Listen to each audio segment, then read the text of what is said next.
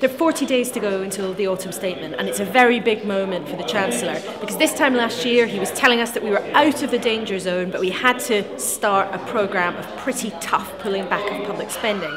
What he didn't know at the time was that the early recovery was basically going to grind to a halt. So now he has a much bigger challenge, not just how does he stick to the plan he set out, but how does he actually get the economy going? Well, certainly for the autumn statement, we're very, very keen that the credit easing that's been proposed by the Chancellor comes forward very quickly, and that there's a mechanism devised to make sure that that money goes into the real economy to stimulate growth, jobs and wealth creation, which we need to have all the other things that we want in the UK, like education, health, pensions and so on.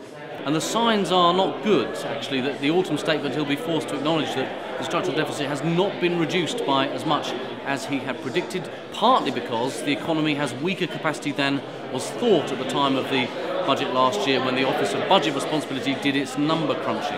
Well, the Chancellor's principal focus is to reduce the structural deficit, that is to say, create a situation in which we're not progressively driving ourselves further into debt over the life of the economy, of the life of the economic cycle. He seems to be broadly on track with that. The plan has yielded enormous benefits. We aren't seeing anything like the same threat to our banking system or to our economy from the Eurozone as, for example, countries like France or Spain or Italy are. What does it mean? Well, it doesn't mean there's going to be a lot of space, I think, for new fiscal stimulus in the autumn statement, but I do think there's going to be some scope potentially for new models of investment in infrastructure. Now, it was fascinating this morning to hear Jesse Norman talking about the possibilities of bringing forward spending on infrastructure. Can you do that in ways that are off the balance sheet? That might be somewhere where we expect the Chancellor to make some more announcements.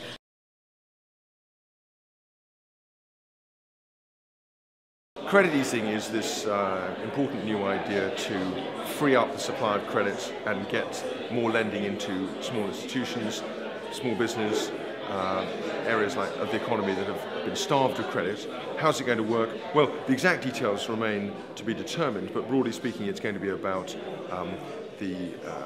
some state-based institution or support for the banks buying up these small company debts with cash and then infusing them with the cash that they can then use for investment purposes.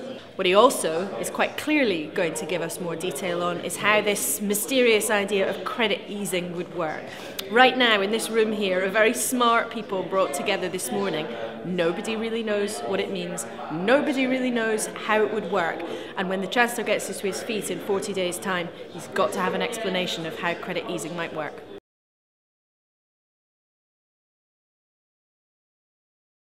Broadly supportive but concerned that Vickers may have gone too far.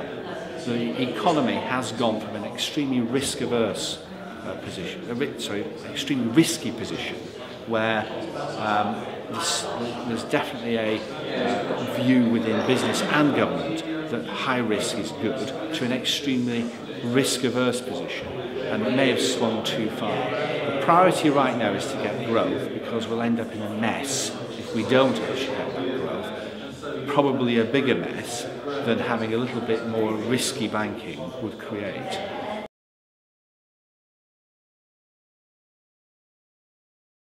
Very few members of the public would probably be able to name the 5 points in Labour's plan, but the general argument Labour's making that the deficit is being cut too quickly and that's stymieing growth is starting to hit home more. The problem for Labour is that it's still not trusted on the public finances, and it's got to get itself to a position of not just winning arguments about growth now, but winning arguments about being trusted on the public spending side of things come the next election. That's the important task for the Labour Party if it wants to be credible on the economy.